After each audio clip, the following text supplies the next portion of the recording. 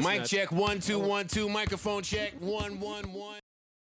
Hey guys, thanks for joining us. So, normally you guys see me on Corner Flower Talk, but we're starting a very new series out here called What is Podcast Culture? This is part of another project that I'm starting up, and I wanted to get people in China to understand what podcasting is. So, I have Rhyjell Ellis here with me. He is the founder, I guess? Yes, founder and main guy in the University of Woodford Square podcast. So I brought him on here today, just for a really short interview, but you all know me, probably talk too much. To get you guys to understand what is podcast culture, what is podcasting, and we're trying that could see itself in the future, right? So if you had to define what a podcast is, what would you have given it as a definition? A podcast is a broadcast of a conversation about something between persons. And it doesn't really matter what the conversation is about, but it's dialogue, it's discussion on a topic. And the name, I believe, I could be incorrect, but the name came from when Apple introduced the iPod. Right. And they introduced this thing called podcasting, where it would be broadcast like a radio station. Well, that's real bad, But yeah. so they call it podcast. Yeah. That's cool, man. So, like, being, a man involved in Trinidad society and that kind of stuff, right? Where do you think, like, there's a parallel draws between radio and podcasting? It's parallel in the sense that it's in essence the same thing, except minus the music and the advertisement. For example, if you look at a radio station like I-95, where there's a lot of talk shows going on, it's the same thing. The only difference is radio is live and podcasting is usually pre-recorded. Some people do live podcasts, but I don't necessarily. I don't listen to any live podcasts. Okay, cool. But that's the only parallel. So, like, being in the culture, right? Where do you see that? When do you think that podcast culture could really be like a thing in Trinidad? I think it's already going there, and I think we have streaming services to help with that. Yeah. Because what streaming services did is it allowed people to curate their music listening experience. Right. And people would go faster to a device where they can listen to what they want to listen to uninterrupted faster than they would to the radio. And what that indirectly did was change people's mindset from going to the radio for this kind of content. And naturally the next step is, okay, I have my phone, it's my main device for watching videos and listening to stuff. And now I want to listen to those broadcasts that I will listen to on the radio on my phone. And they will learn about podcast culture. They will find the podcasts that speak about their topics. Yeah. And naturally it will grow. It's not that big right now, but it's good. It's getting there. And do you think that as podcast culture grows, radio culture might ultimately fade away or die, for lack of a better word? Yes, because I think that our generation listen to the radio much less. I don't have the statistics on that, but I'll be willing to bet that the radio audience is ages 30 and up, majority of it. So eventually, I think traditional radio from broadcast from satellites would be gone. But I think internet radio is going to grow.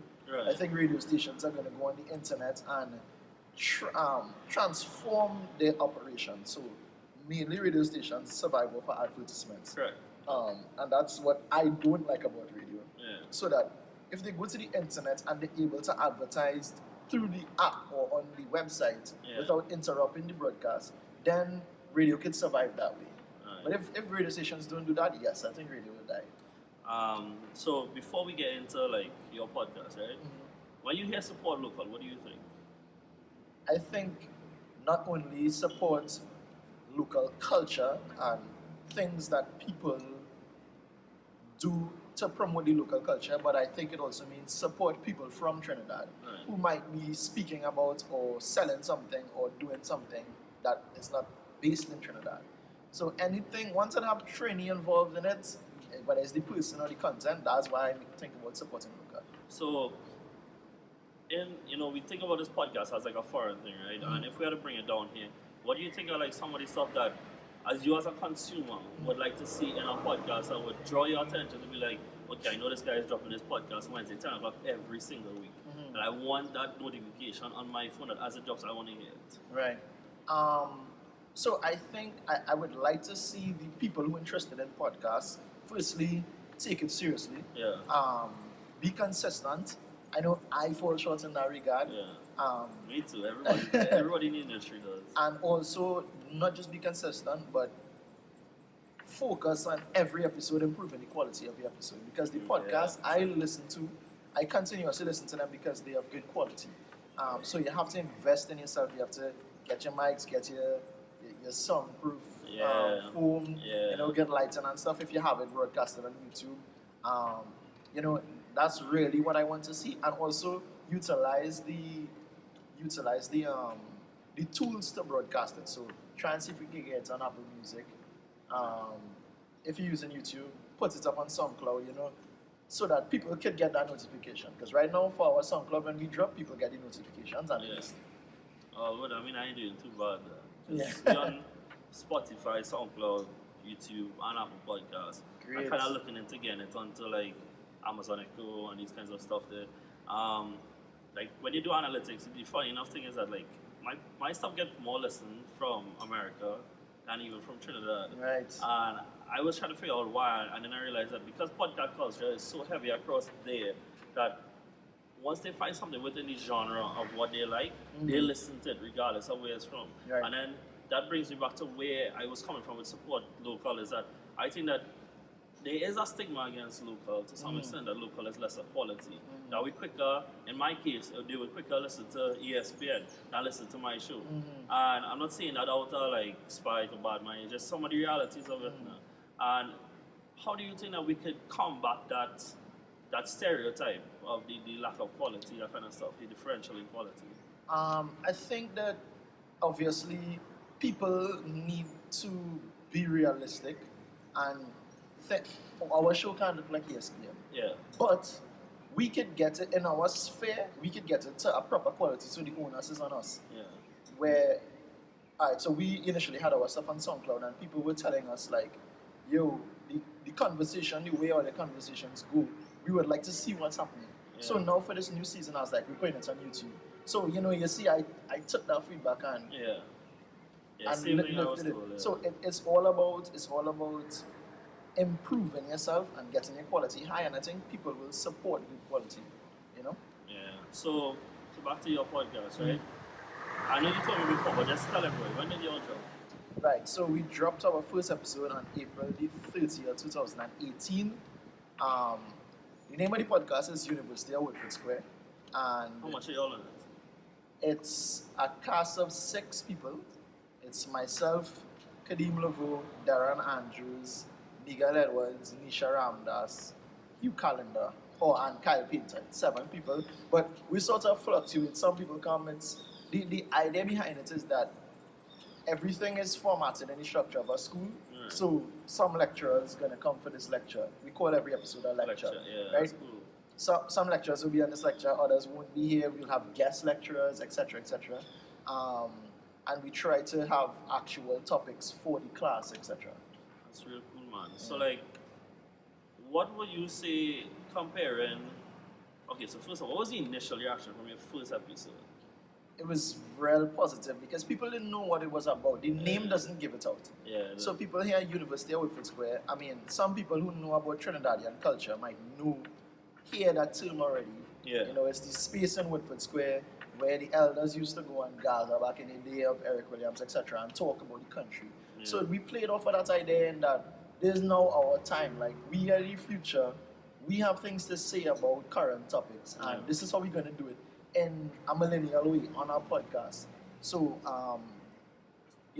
people didn't really know, but they were intrigued when they saw the logo, and it was like a podcast, because podcast culture is kind of taboo. Yeah. So everybody was kind of on their toes, and then that just blew up. Like, I think our first episode still is our most successful episode.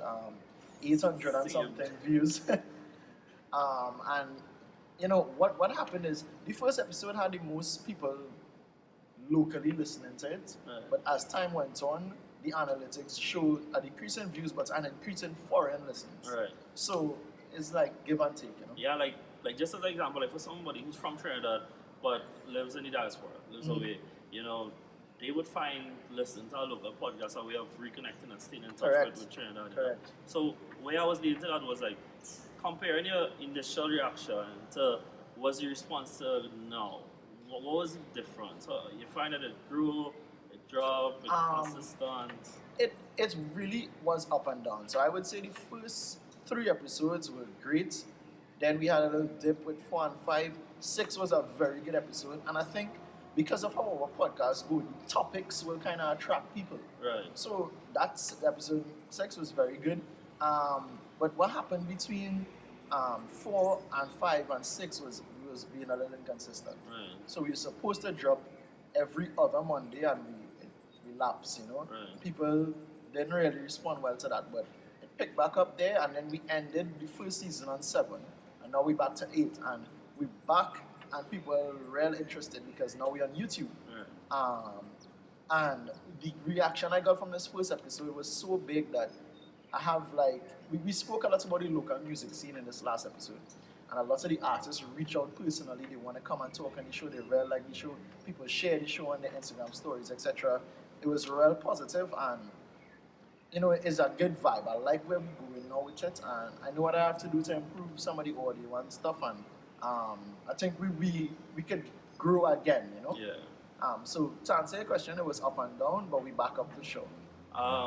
So not to catch you off guard with us, right? But by chance are you the one who does the editing after the Yeah, episode? I do the editing. So typically, how long is the episode for you guys? We trying to cut it at an hour now, so Right. it's an hour So max. when people see this, some people see the hour that's out there, right, and the content that's out there. But just to give people a little insight, and for somebody who also does the editing for his own, why do you let people know what does have to go into it behind the scenes before you get the final product? Right. So the first thing is the setup. You have to make sure because the team is us, and I am also talking in the episode. When that thing is recording, there's no one there to make sure, hey, it's still recording. Yeah. So It's still recorded. we have to make sure that that all the mics and everything good. Then I have to take the audio, kind of clean it up, and for some episodes I did this where I sent it to somebody to get some proper mixing. Right. Otherwise, because I do it on YouTube now, I would do it on Final Cut Pro. That's the program that I use, right? Then there's the video. I have to make sure that this phone is set up properly, gets in a nice wide angle.